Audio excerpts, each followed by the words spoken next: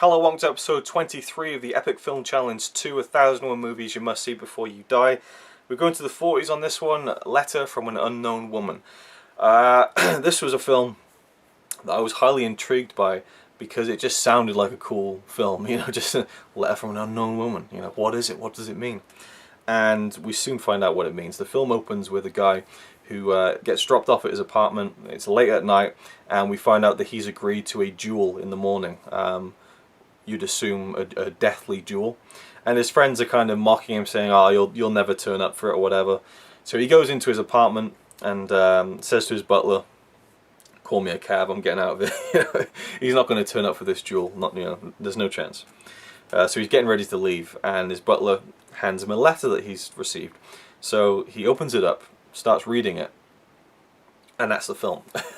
The whole film is a flashback, pretty much, from this woman who wrote him a letter, and we hear her story. And it's a love story.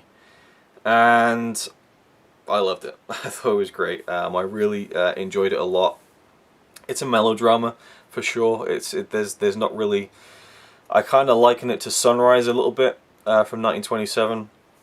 In that I think it's a great love story, but you kind of have to give up to the conceit of the film, which is that the key part of the plot is kind of a little hard to believe, and it's nothing like supernatural or anything that couldn't happen. It's totally possible, but it just feels unlikely that it would ever happen.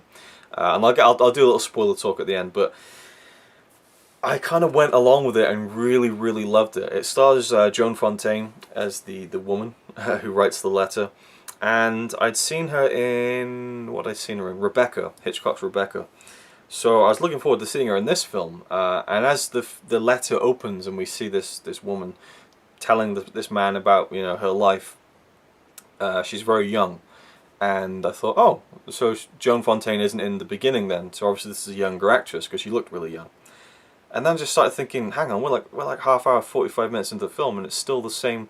Is that Joan Fontaine? And it was. I mean, and like later on in the film, she plays more of her age, but at the beginning she plays younger, like teenage years almost, young teen, and she totally pulled it off. I mean, it must have been the way that they dressed her or something. I mean, sometimes you have these subtle things you can do with someone when they're on camera to make them look older or younger. And it can be as simple as, I guess, the hairstyle or something. I don't know what they did, but she just seemed so much younger. And this took place so much, well, not so much longer, but years after Rebecca. And she just seemed older in that film. So, I mean, hats off to how they did that, because I think it worked really well for the film, because you get to see her as a young teen and grow up as a woman. And become older and that kind of thing. Not really old, but just an older, I guess you could say maybe from like a 16-year-old or an 18-year-old maybe to like 30, It's not like a huge leap where they're graying in the hair or anything, but just a subtle change. And she was fantastic in the film. I just really like her as an actress. And I was interested to read into like her biography, that her sister was an actress as well, and she was an actress before Joan Fontaine. And because they didn't want any comparison, they made her change her name. So Joan Fontaine isn't actually her real name. And there's a bit of a competition between the two that lasted almost their entire lives. In fact, I don't think they were on speaking terms when one of them passed away, so it was really sad. But they're both Oscar-winning actresses, and so they had great careers. And Joan Fontaine's sister was in Gone with the Wind and played who I thought was one of the better actresses in the whole film. So that was interesting to find out, because I remember in Gone with the Wind going, she was great. Turns out she's the sister of Joan Fontaine, or Joan Fontaine's the sister of her, however which way you want to look at it.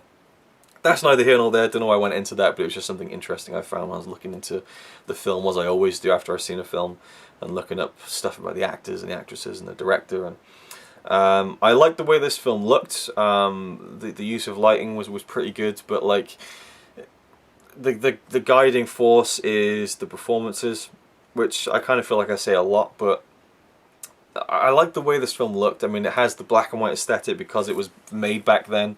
I suppose you kind of had colour coming in with like Wizard of Oz and stuff, but it was more of a novelty and not really done that much. Gone with the Wind is another example. But it just, the black and white kind of, and the kind of dark, moody lighting at times really fit the tone of the film, I thought. especially when you have him sitting there kind of contemplating whether to go out to this deadly duel or not, and reading this compelling story from this woman. And I love the way it tied into everything, and I wasn't sure how to think about the way that it ended, but it made me feel something, which is always hard to do. There are films I've watched and reviewed in this series so far that I would say is a film you must see before you die, but they haven't moved me in any way. They don't always have to, but this film got me in the chest. It wasn't in the eyes, like oh, you know, the tears are creeping in, but it was like, it was kind of like that kind of, you feel like something's gone missing from your chest, and you kind of, you know, one of those feelings as the film went on. And it is melodramatic, and I guess I've got to concede that I'm a sucker for melodramas because it works for me. I don't know.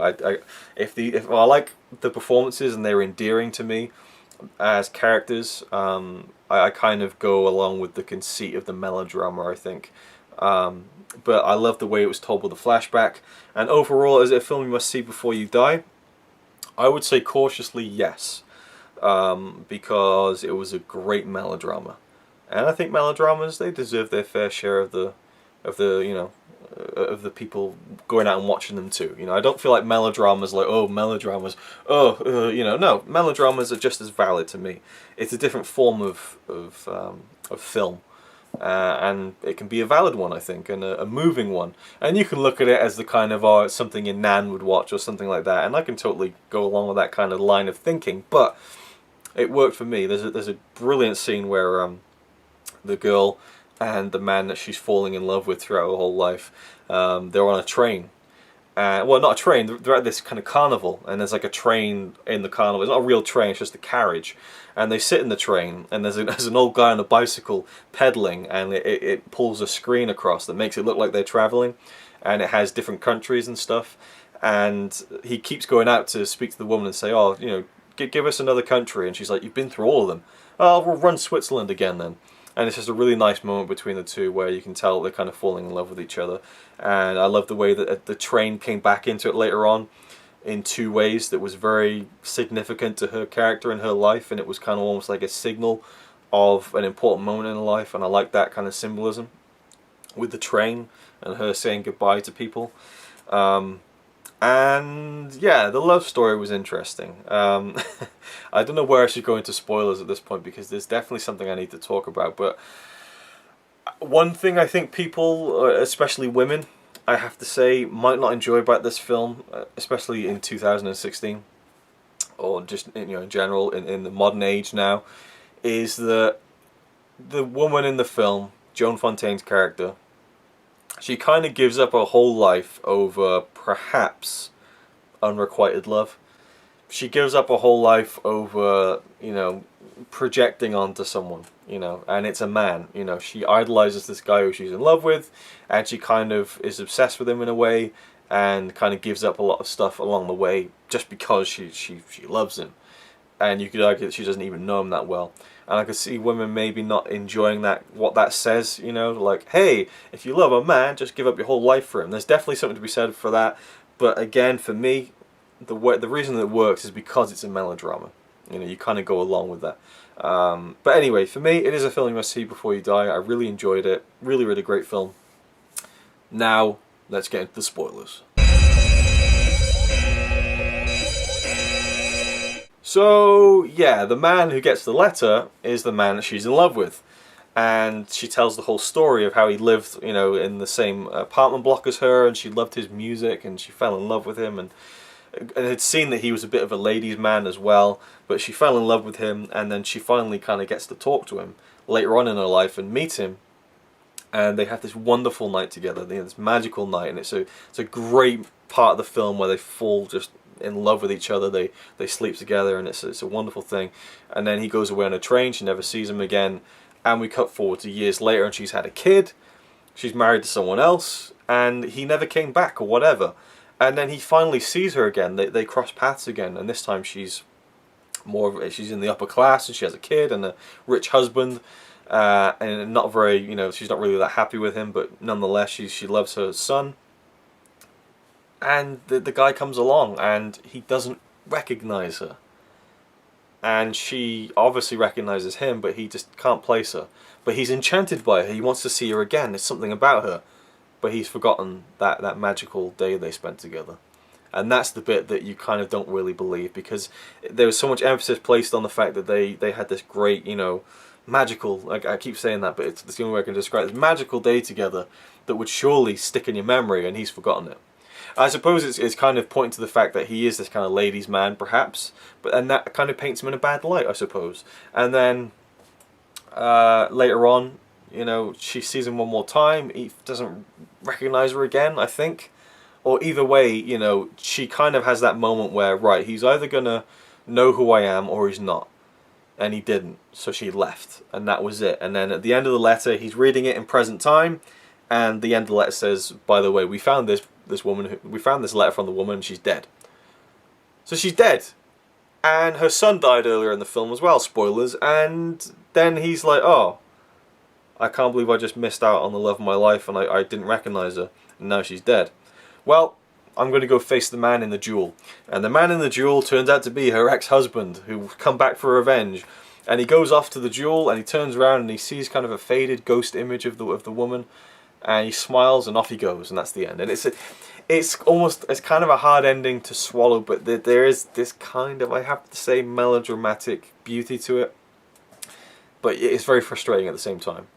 But I just feel like it's a great film because I loved watching it and I loved experiencing it, and it's one I would definitely watch again and again. So yeah, it's a sad ending. It's a kind of a frustrating one where you just want to grab the guy by the throat and say, "What's wrong with you? Why didn't you recognize her?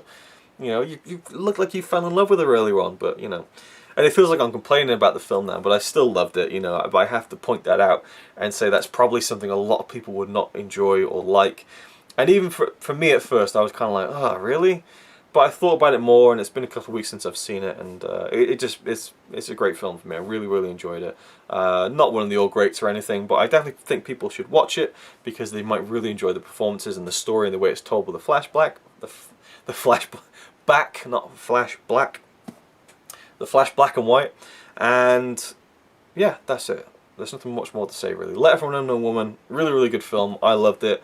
And give it a chance if you haven't already, which you probably have because this is a spoiler section. Yeah. Anyway, I'll see you in the next one.